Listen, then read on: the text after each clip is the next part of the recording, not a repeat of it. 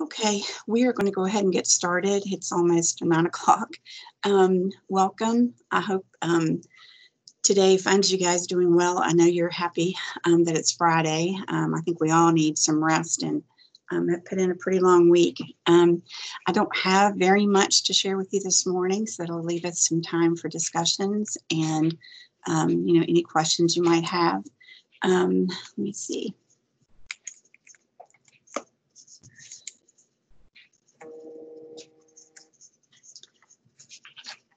Libby, can you see my screen?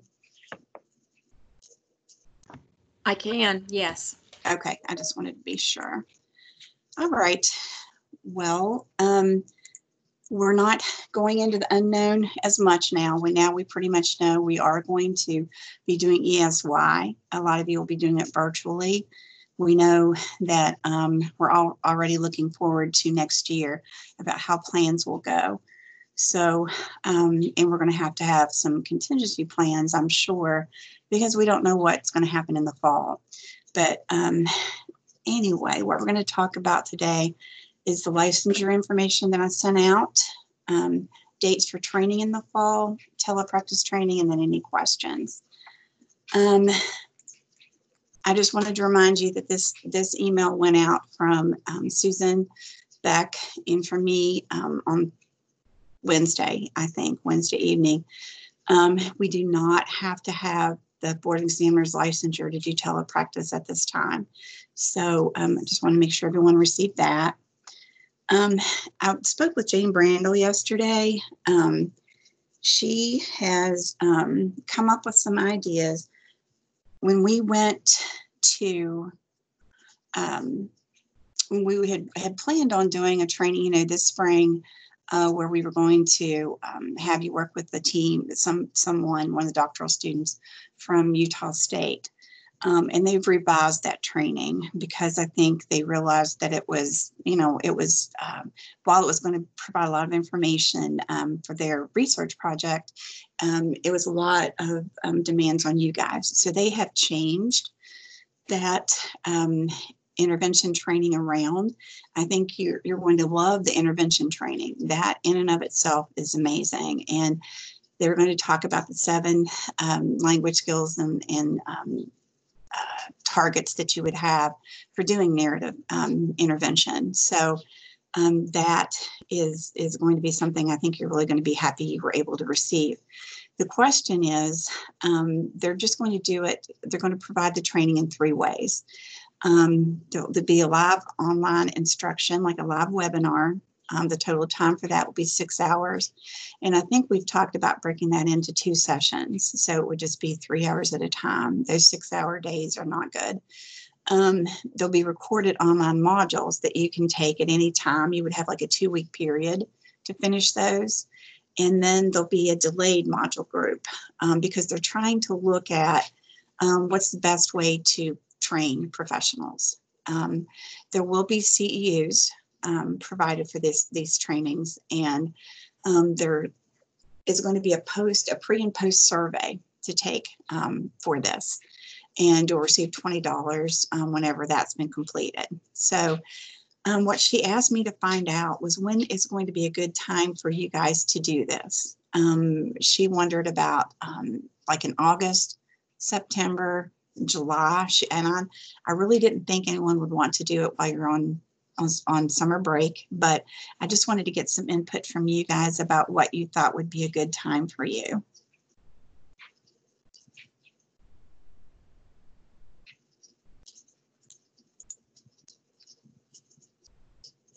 And you can unmute yourself too if you want to.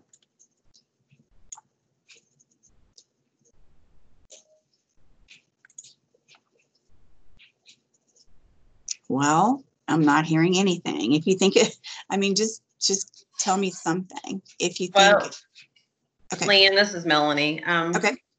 I don't, just because there's going to be so much that's going to have to be caught up on. Right. At the beginning of the year in August and September up to the October 1 date. I know that it might be pushing them back, but if we could do it in October, I think that would be where you would get more support, more input, more people participating. Okay. I'm just thinking August and September. I mean, we're going to have evaluations to catch up on. We have screenings to complete. I'm afraid that you won't get participants. Well, I'm wondering too, there might be some IEP meetings in the fall. Yeah. There might be that too. So I appreciate that input. And Heather, this is how they're going to provide this training. So you're going to take this training one of three ways. So it's for everybody, not just people in the study. This is the whole study that they're going to do. They're going to do a part 2. But then that part 2 you would sign up with separately. That has nothing to do with this initial study. This is just how they're going to provide the training, because they want to see the best possible means to train adults is what they're trying to prove. So it would be everything that you would do just for this training as if we were just offering it. And this would be the only, I told her that our focus this coming year is going to be on literacy and dyslexia. So this would be the only language training we would have. So check scheduled our 12 hours requirement in the fall. Okay. Okay. It looks like pretty much the majority say it's October. So after October 1st. And Bonetta does say that she would like to have it in August. To get your first 12 required hours for 2 CU days in the fall. Well, let me see what we can work out. It looks like the majority feel like it's going to be that October 1st would be the best time. So we'll see what we can do. But thank you for the feedback. I appreciate that. All right. So she also talked about the fact that in her trainings, she had talked about developing observation forms, interview questions, test materials, that kind of thing, for doing the narrative language interventions. Narrative language sample, gathering those auditory samples. So she wondered if there would be 5 to 10 volunteer lead SLPs to work on developing those forms for use in the Salad Lab. It would involve 1 or 2 Zoom conferences, because what she would do is start out with a format, get your input on it, and then bring you back after she gets your input and show you the updated forms. And then she also wondered about possibly trialing some of the forms within your county with 1 or 2 students to see if the forms were functional, because there's no use in having forms in that lab for you guys to have access to that are not going to be functional. So how do you feel about that? Do you think that's something you guys would be interested in? I know you're going to be overwhelmed in the fall, but that could happen early August. It could happen, after October 1st too, if that's what's best for you guys. And it would be strictly volunteer basis. So.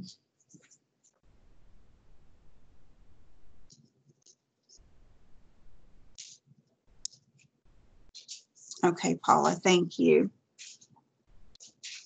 We hope everybody else will be using the, thank you, Heather. We hope that Salad Lab will be used more often. I really think that because of all the things that have happened with COVID-19, that's probably going to necessitate that we update policy 2419 pretty soon, because we're going to have to address some issues like teletherapy, that kind of thing. So with that, that means that those guidelines are going to change. And the more familiar you are with the Salad Lab, I think the more comfortable you're going to be and the faster your evaluation process will be. So you guys can think about it. And if there's anybody else who would like to volunteer, please just shoot me an email and we'll let her know. Okay. I just wanted to also ask, she's been thinking of a lot of ways to make the Salad Lab more useful. She's going to try to have 2 to 3 graduate assistants in there to do your input, to input all your information into SALT, because the person who's been doing it, Allie, is graduating.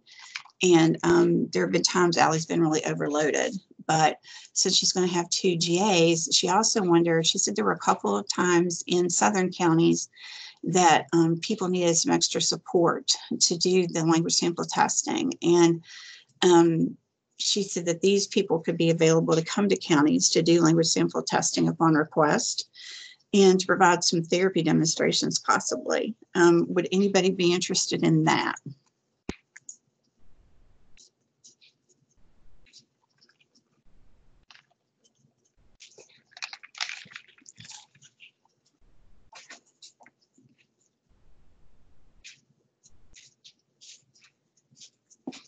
Okay, well, if you think about it and think you might be, just let me know. Okay, Tandra, thank you.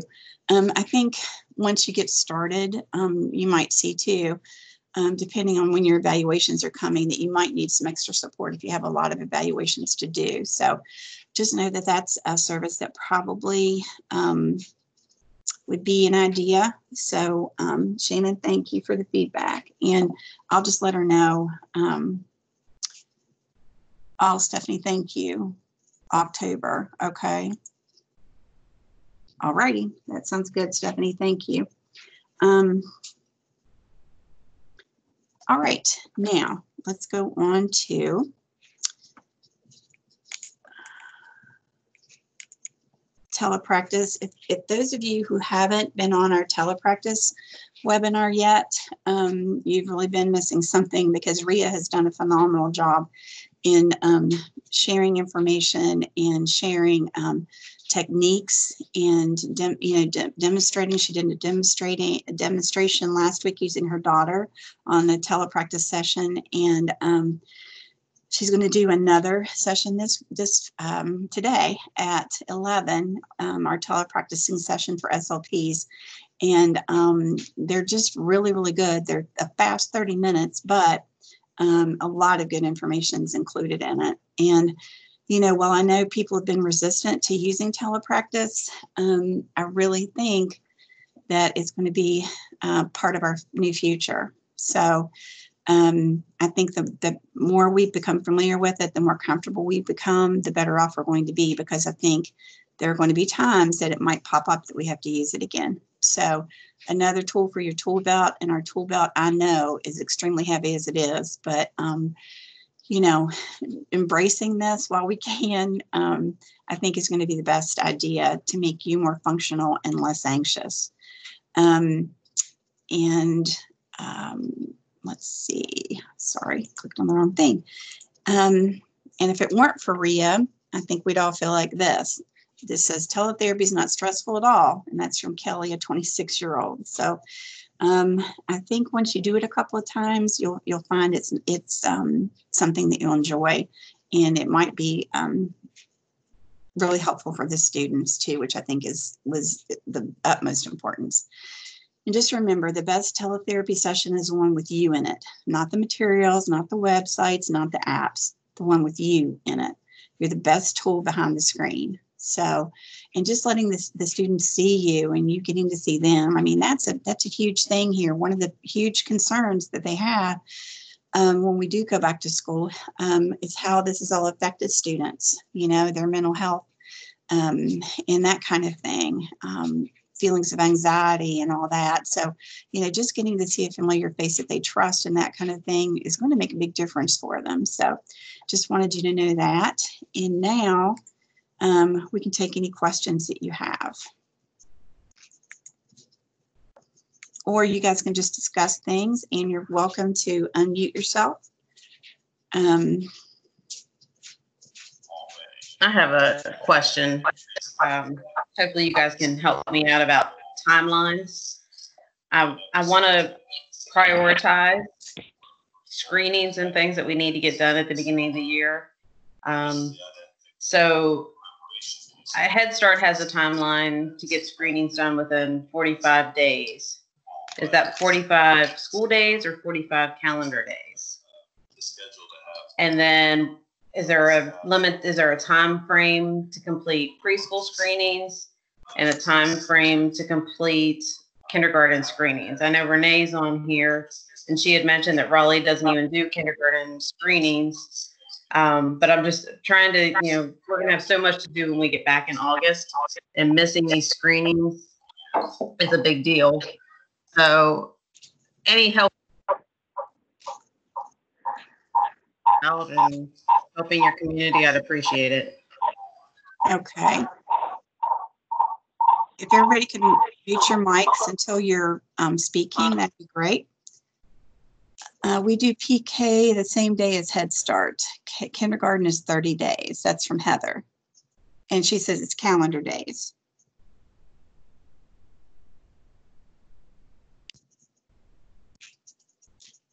Okay, thank you, Angela.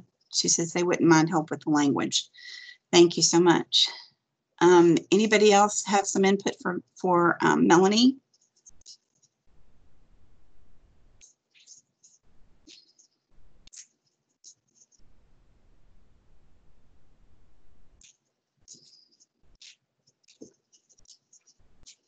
Okay, Renee says in Raleigh County, they use the well-child check from the doctor, so they don't do mass screenings. And a lot of counties do that. I know Wood does that. There are several counties that do.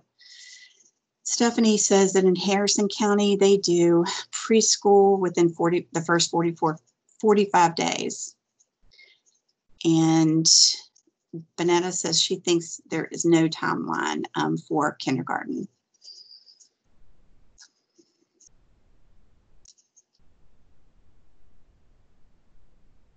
Renee says also when pre-K fills out the form and parents mark concerns for speech, then we'll screen them. So that's when they're registering, I'm assuming.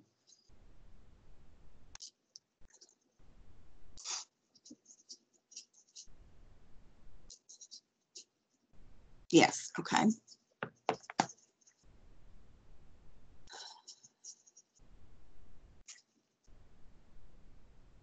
Okay. So Melanie, did that help? Yeah, that helped. Thanks.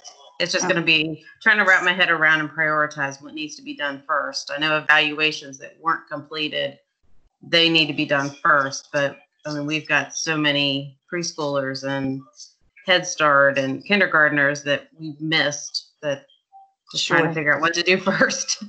Sure. We heard from a county yesterday that we were on the meeting. We have a weekly meeting with the special education directors, and one county has 145 birth to 3 transitions to do in the fall because they weren't able to complete them now. So I know everyone's going to be swamped in the fall. And so planning ahead like you're doing, I think, is a great idea. Shannon says that in some ways it may be better for the younger kids. I often think too many fall in the March, April screenings because they're so young. Now they'll have to have an extra 4 or 5 months of growth. So it might turn out that you won't pick up as many as you normally think you would. Okay, Tondra says, did I mention ESY at the beginning? Can you expound upon your comment? I was just saying that we talked with the special education directors yesterday in our noon chat, and that was their big concern right now, is trying to make sure that they have plans in place for extended school year. Because it's local control, every county gets to decide, of course, how they're going to do it. And, in some counties in West Virginia, there still isn't a case of COVID-19. So depending on, I think the recommendation from our executive director, Susan Beck, was to check with their local health department to see if they would approve face-to-face ESY. While that most cases they wouldn't, that we heard from counties who had already checked with them. And so they're planning on doing virtual ESY. Now, how they perform that is going to be different in each county as well, because as you guys know, if the students who go to ESY are very complex, they usually have multiple disabilities, and they, their attention span and that kind of thing for telepractice might be limited. And I think they're all determining how much time to offer, what types of services to offer. That decision's being made in within the counties, because I've heard that like some counties are just going to do conferences with the parents once a week.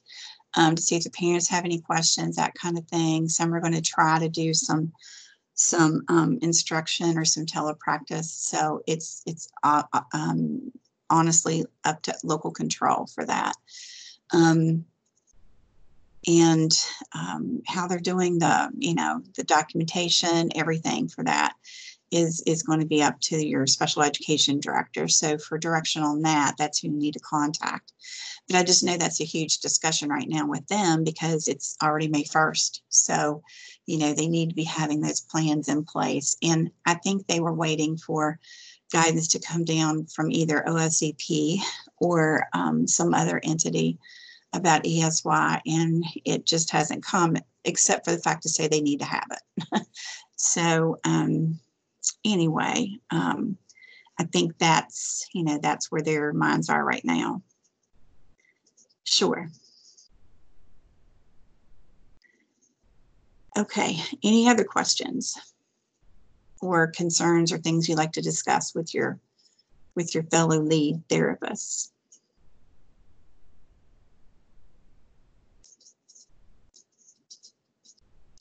Is everybody feeling pretty overwhelmed right now, or are things calming down for you? I think overall people are starting to get into a pattern and starting to embrace teletherapy. Good. And having pros and cons of it. There's, the positives and the negatives, but I just think I'm overwhelmed with thinking of what is still to come and what got missed and what needs to be done. That's overwhelming. And sure. While I'm talking, has anybody, I know that, we're trying to do some birth to 3 transition meetings and trying to keep up with those at least. And we had talked in the county about what to do for evaluations. And just after looking on like Facebook and things like that, most people were saying that because the evaluations weren't standardized for this type of delivery, that they're not using most standardized forms and going more to like checklist and rating scale type things versus actual evals. Is that what everybody else is kind of doing too? And you guys can unmute. I mean, if you want to say something, it's a lot easier sometimes.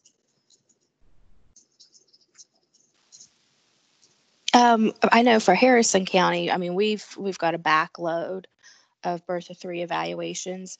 We are still doing the transition meetings, and we're just going to try to, I guess, triage and look at the kiddos and see, some of them that we get are kind of those true self-contained type of children that we wouldn't be able to get much from a traditional PLS or language, evaluation, that we might do a real or more of a questionnaire base. So I'm trying to go through and look at those kids and figure out the ones that could do some type of, phone conference evaluation at this point, and then kind of go from there and see. But we're kind of with you, Melanie. I mean, we've got a backload.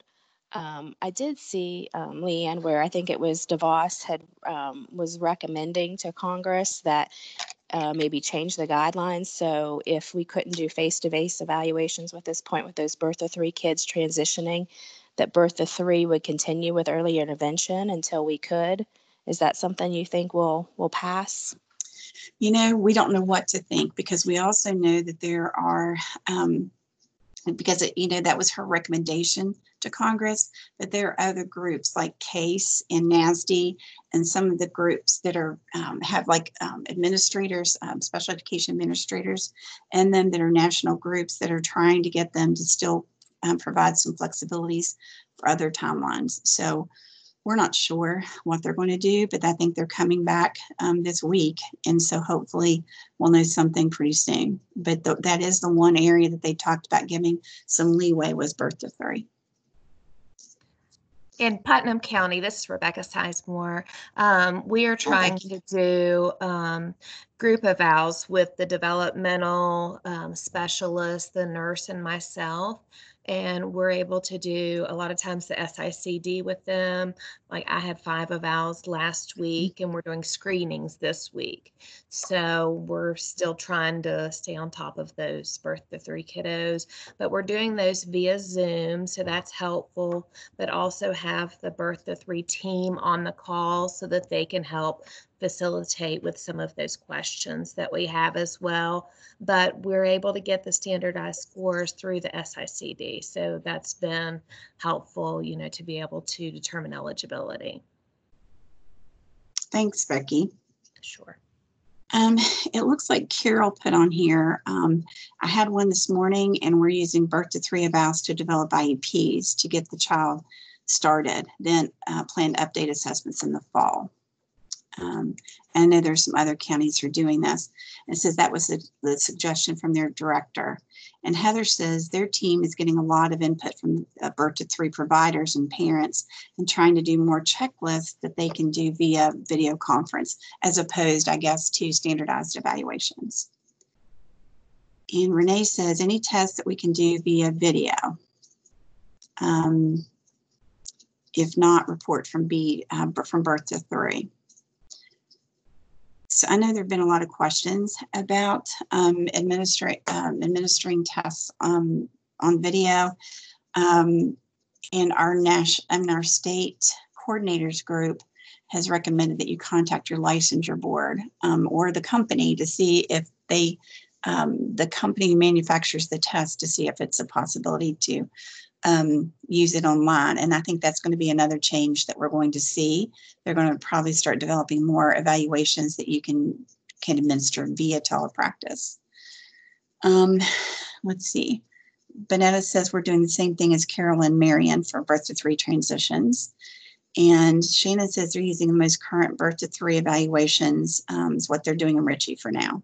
So everyone's trying to do the very best they can. And Paula says the birth to 3 evaluations don't contain any standardized scores. A lot of times the only thing reported is months delay or percentage delay. She says, what if the birth to 3 evaluation doesn't contain any scores?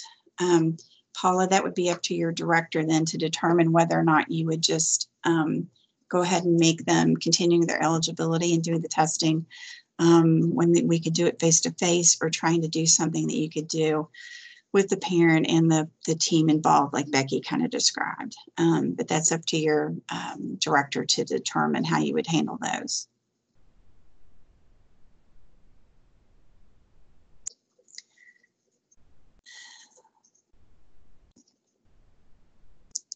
You know, a lot of these things we're just dealing with them as they happen.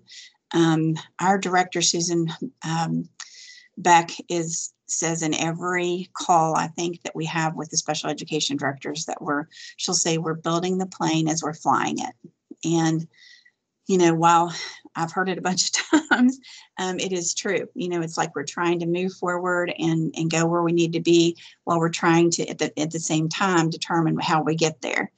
And a lot of these things, you know, I know people have been frustrated because, like, the distance learning plans, those came up out of nowhere. And it's because as we've moved along and we've been closed longer, the need to have something to document what you're providing for the child, since you're not providing everything on the IEP, you know, that need came up and it needed to be addressed. So I know it's been frustrating, and hopefully, if this happens again, because since we don't know what's going to happen in the future, you know, if something happens in the fall and we're out again, I think the plan is for us to have a contingency plan or a continuous learning plan that we can automatically shift to.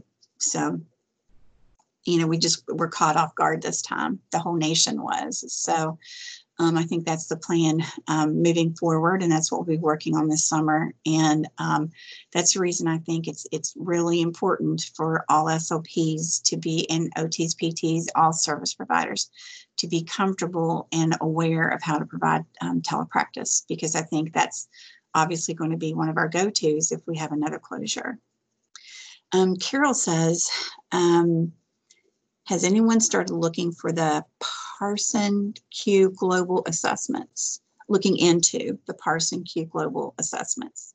She said, oh, I'm sorry, she said Pearson Q Global Assessments. And I'll be honest and say I haven't heard of them. I need to check those out.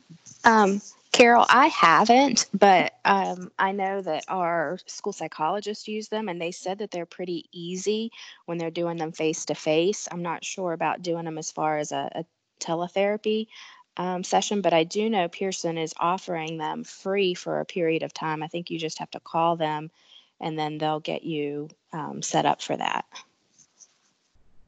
Thank you, Stephanie. Has anyone else looked into them or heard of them?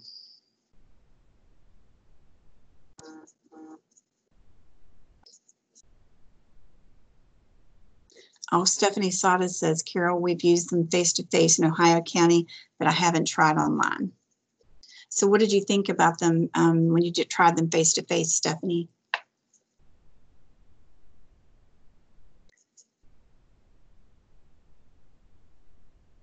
And Paula, what did you think about it when you tried it face-to-face?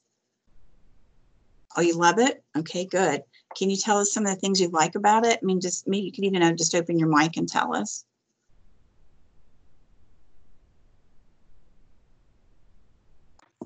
Okay, this is Paula. I really like it. It's very easy to administer. The child does it on the iPad, so kids are very technologically savvy. They like doing it. It feels like it's more of a game to them. It will automatically give you scores. It will, help generate parts of the report, so you can just pull that in.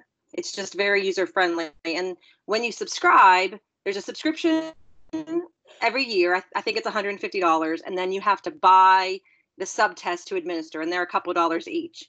But there are tons of tests on there: the PVT, the EVT, the self. I think the new self preschool is going to be added on there automatically. And then when a test is updated, you don't have to go and buy the new test; it's already there. So there are definitely, I think, money-wise, in the long run, it does save you money. I mean, there's a yearly subscription, but when you think about buying those tests every few years, they're very expensive. Well, I really think that does sound really good. I'll have to check into that myself. It looks like Renee had seen them in a Facebook group, seen it, and was going to check it out. And Stephanie said she liked them, but sometimes it took longer until you got more familiar with it. And that's kind of the way any test is. She says she likes the ease of scoring, and it also it's more expensive than pencil paper for forms, since you can't use them multiple times. But for distance learning, it would be great. So thank you guys for that feedback. That's really helpful. For the number of tests that you get access to, and the fact that then you don't have to buy them again when they're updated. I mean, I really think the money thing, you come out ahead. It's right. It's not just, you can't just look at, well, okay, we have to, because you have to buy each subtest that you give on the test. And like I said, they're a couple dollars each. But in the overall, if you bought a PVT and EVT, a self preschool, you're in several $1,000s right there. Sure. Plus you get the automatic updates. Is that what you said? Like as the tests are updated, if you're paying that fee, do you also get those updates? See, that's amazing because, you guys know you're using outdated tests in some cases. So that sounds really good. Thank you for bringing that up, Carol. Renee just mentioned Facebook groups too. I don't know how many of you guys are on Facebook, but if you are, I've joined I already belong to a bunch of speech groups, but I've joined a bunch of telepractice groups, teletherapy groups, and there's been some really good information in there. So you might want to check some of those out. But just remember, every state's different. Every state's guidelines are different. At first, when we started talking about doing teletherapy, a friend of mine called and said she'd seen in a Facebook group that somebody was doing 60 students in teletherapy. And she said, that's going to happen to us. And I said, well, number one, we can't have 60, but, just remember, not all your families can participate or choose to participate in that kind of thing. And I do know that the Department of Ed and the counties are looking into ways to provide access to teletherapy to all families. With the CARES money that we're going to get through the stimulus money, I think that's one of the things they're going to be using it for, because I know a lot of you have been concerned about the fact that, you know, as far as equity, this hasn't been equitable as far as all the students having access. But just remember, that's not your responsibility, even though we care about it. It's, you know, it's the county and the state's responsibility to make sure they do have access. So that's something that's definitely being worked on, and hopefully, you know, we'll be a lot farther along in the fall. You know, this just all came up suddenly. You know, when you think about it, I think a lot of us were at convention when it was announced that at the state convention, when they announced that they were going to close schools. And, you know, our lives have really changed since then. So just remember, you know, we're trying to move forward. Now that we know that there's potential for these things to happen, we're trying to be better prepared for the next time. And Kim Porter says, yes, Facebook teletherapy groups are giving you some great ideas and resources. So that's great, Kim. And if you see something that's really good, that's a shareable link of some kind, that's not, you know, material that they're giving you access to or something, if you could share it in our telepractice group, if you're part of that, that would be great. And I'd encourage you to go into our telepractice group sometime in your free time, and look at the notebook that's been created there. Libby has worked nonstop to try to get those resources in there and get, you know, some really good information in there for you. If you look under the resources tab at the top of that group, when you go into it, that's where you'll find all of the websites and handouts and all those kinds of apps and those kinds of things. So be sure and check that out. Anything else that you guys like to discuss? I don't want to just keep you on here to keep you on here, but we'll be happy to talk about anything you'd like to discuss with each other, or things you want to, you know, topics you want to throw out. We'll be glad to do that. That's what we want this to be, is a support for you.